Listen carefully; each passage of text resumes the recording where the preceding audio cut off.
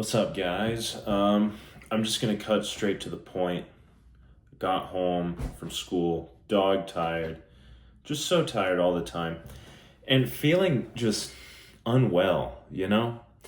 I've tried all the diet fads, I've tried all this stuff, and I've juggled with my macronutrients, and it's like, should you be on a low fat, high carb diet? Should you be on a high fat, low carb diet? Just all this stuff. I've tried it all, and I was just so tired, can't get any schoolwork done today.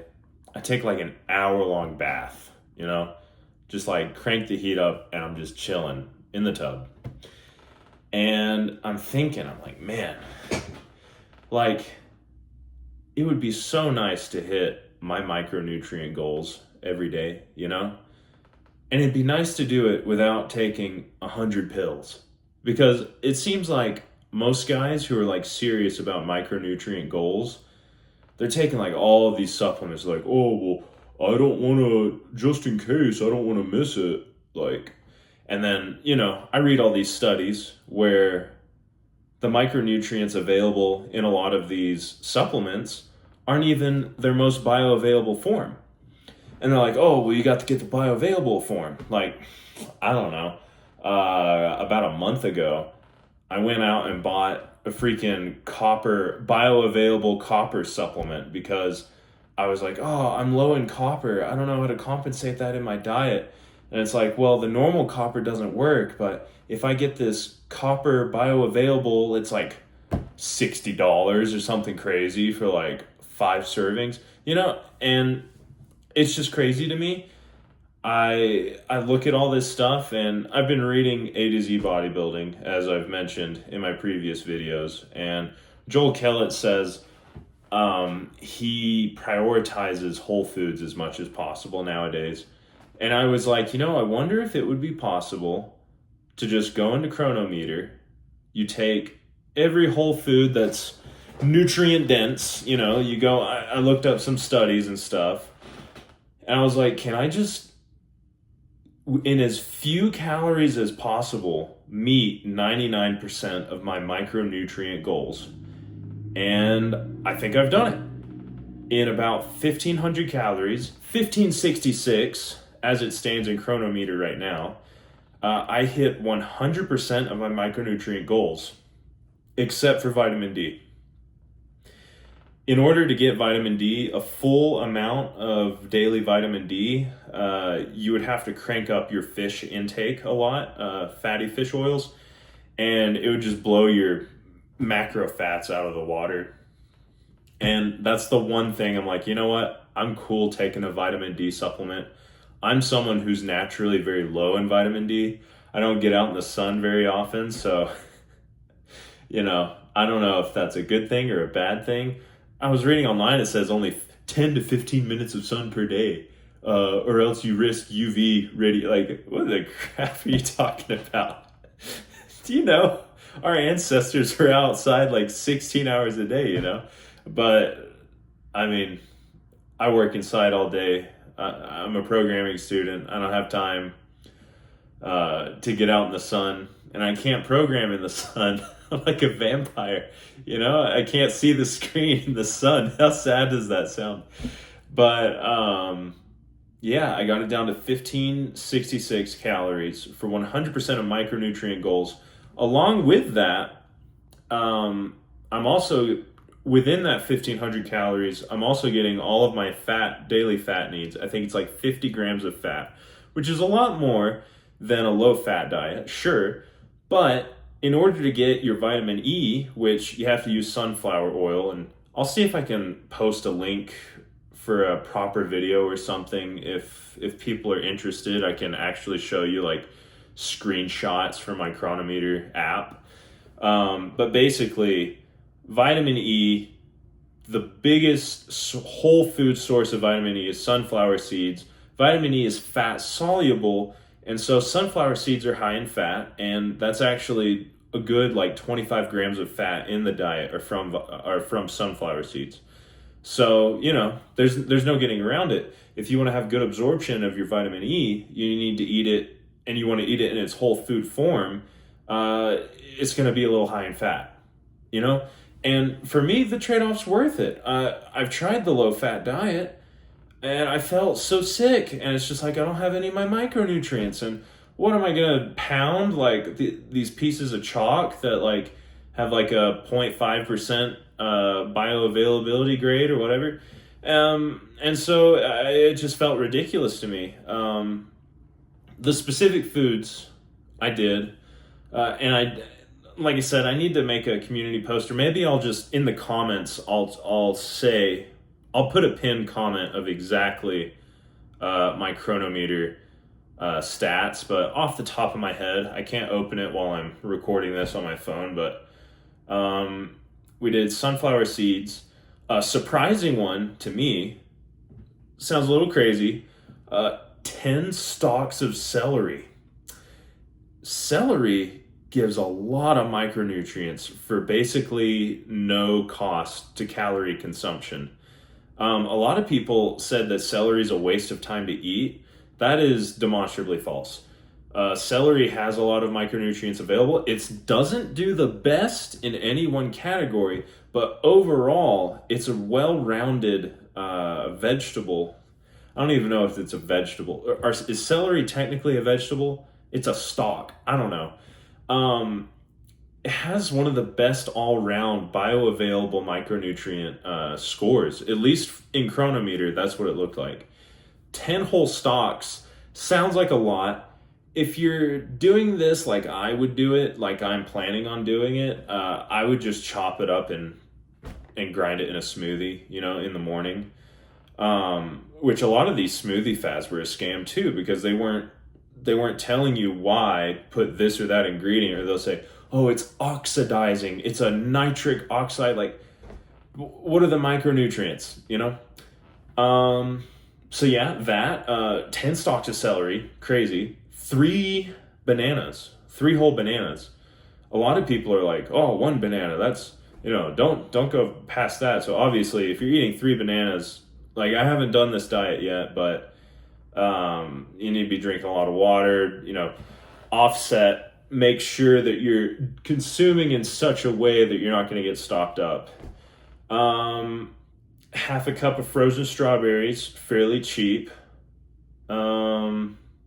2 oranges. That gives you a lot of your vitamin C. Off the top of my head, 8 ounces of 97% lean beef will give you a lot of your B1, B2, B12 stuff. I think I did like half a teaspoon of nutritional yeast just to top off the B vitamin complex chain. You don't need a lot of nutritional yeast. If you get more than half a teaspoon, you'll start going over your needed values, and then it's just like you're just wasting what you're eating, I think I did 20 baby carrots. Cheap, right? Fairly cheap. 20 baby carrots. There'll be a little bit of chomping, but, people just inhale food nowadays. Maybe it'd be a good idea for people to chew a little bit every once in a while, right? 1.5 cups of milk, raw whole milk. Now, I don't know what the bioavailability of the whole milk would be in an unraw form. I'm lucky enough that there's a local store that sells actual raw milk, but I can run through the numbers in Chronometer. I think normal whole milk would be fine. Actually, vitamin D fortified whole milk from the store would probably be better, and you probably wouldn't have to supplement the vitamin D that way.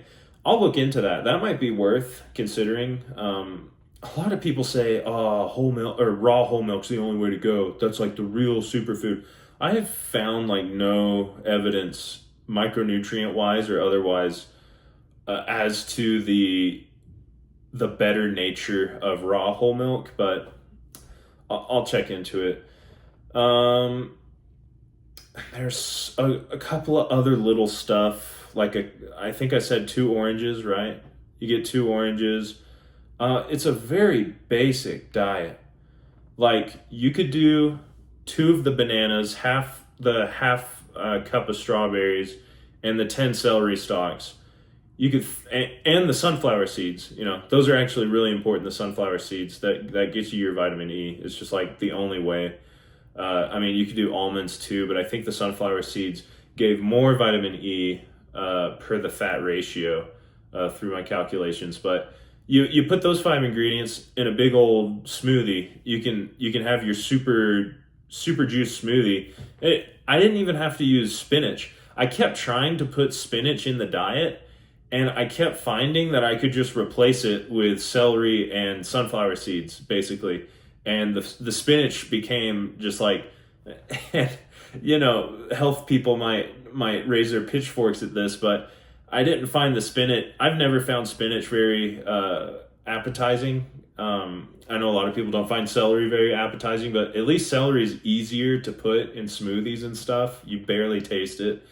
Spinach is just, I don't know if you guys have ever put spinach in a smoothie. It's not fun. It just kind of sucks the joy out of anything. But yeah, I think this will be a good way to start approaching dieting again. I think a lot of people, maybe like me, have hormonal or thyroid problems. See, I don't know what's wrong with me. I don't know why my sleep's bad. I've just consistently gained weight over the past 4 years, you know, especially when I got more sedentary when I came out here to university. I just the scale keeps going up. And I was like, there's got to be something I can do about this.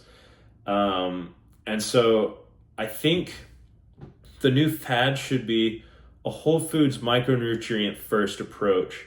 And then when you have your micronutrient base done, when you have all of your micronutrients met, then let's say, okay, my goal is to be a great cyclist. Let's add in more carbs, you know? My goal is to be a bodybuilder. Let's add in more protein. I don't know. But that's something I don't know if it's even like a discovery. I'm sure nutritionists are just like face palming, like duh. But I'm a layman. I'm just a man of the earth, and I just try to do my best. And this is something that I learned that I feel like will be interesting and hopefully helpful to people. I'm gonna try it tomorrow. And if I still feel like I'm hungry after the 1,500 calories, something I've noticed in the past, something I notice right now, let's say, is I will just overeat so much. And I feel like a lot of people overeat because their bodies are starving nutritionally. And so they're nutritionally starving, but they're calorie rich, which is a problem with a lot of people in Western countries. Is they have all of these calories, but they're very lacking in nutrition. Whereas I think if you do a micronutrient diet, a micronutrient first approach to your diet, you're going to be much more satiated with the calories that you eat. A lot of people say, I've heard that with a lot of diets, it's like, oh, this satiates me. You feel so satiated. And I've never felt satiated on a diet that's calorie restrictive. But I wonder if you do the micronutrient first approach that you will eventually be able to achieve that satiation on a lower calorie density at, you know, maybe 1,600 calories a day. Now, I'll probably bump up my protein because I still have weightlifting goals. But yeah, that's about it. I'm going to try to, once I post this, I'll try to put in the comments my exact measurements and stuff. But yeah, thanks for listening.